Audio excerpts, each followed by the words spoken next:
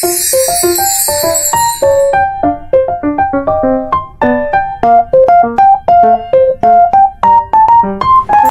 everyone, welcome back to my YouTube channel. For today's video, we're going to transform this oversized shirt into this. So without further ado, let's get started.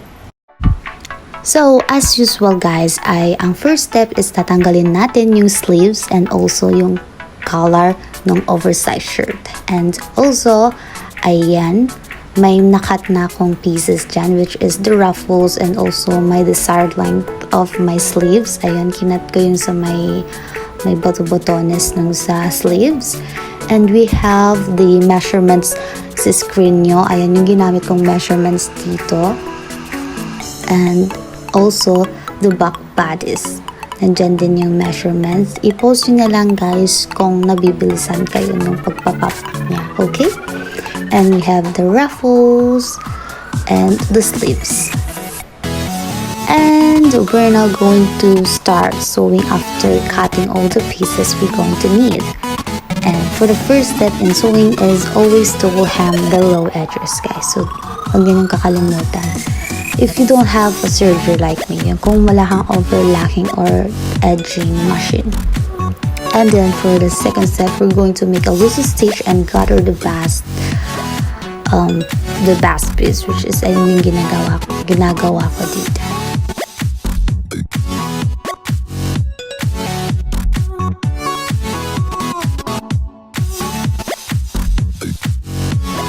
And after na natin i-gather or i-ruffles yung sa may bust piece natin, we're now going to attach it dun sa skirt kanina na kinat natin. Okay? And for the back piece naman guys is we're now going to attach the zipper. So ayan, itatahin muna natin dito sa may nag-endan nung ating zipper para ma-fix yung sa bandang doon. And ginamit kong presser foot is the zipper foot. So binili ko siya sa Shopee. I'm going to link it on my description na lang yung kung saan shop ko siya binili. So ayan, mas malinis siyang tignan pag ganito yung gagamitin nating presser foot pag magtatahi tayo ng mga zipper.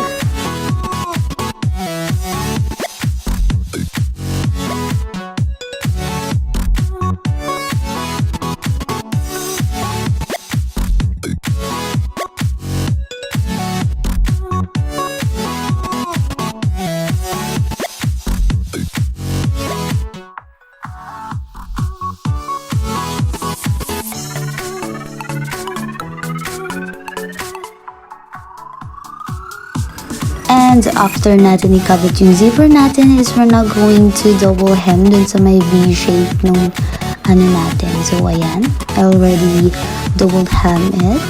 And for the next one is we're going to attach naman yung sa may front na natin. So as you can see, hindi pantay yung sa may shoulder or yung armhole natin. So ayun, nag-adjust ako ng kaunti. And then tinahi ko ulit yan.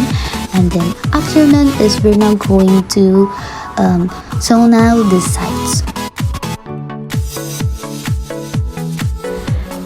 And after sewing the sides guys is we're now going to attach the sleeves. So dapat pag mag-attach tayo ng sleeves, dapat seam to seam siya palagi. Okay, para equal yung pagkaka-distribute ng ating tatahiin.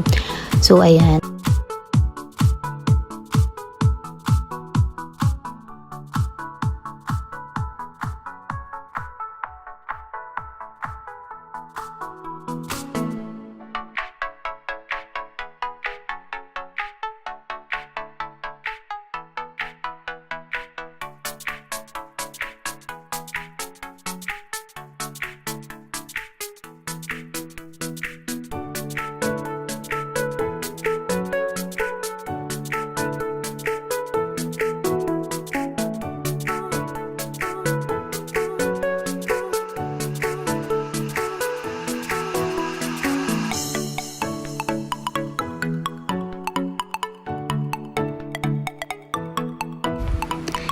And from the bottom of our dress, we're going to put some ruffles in it para maganda naman yung, para hindi masyadong maiksi yung dress natin.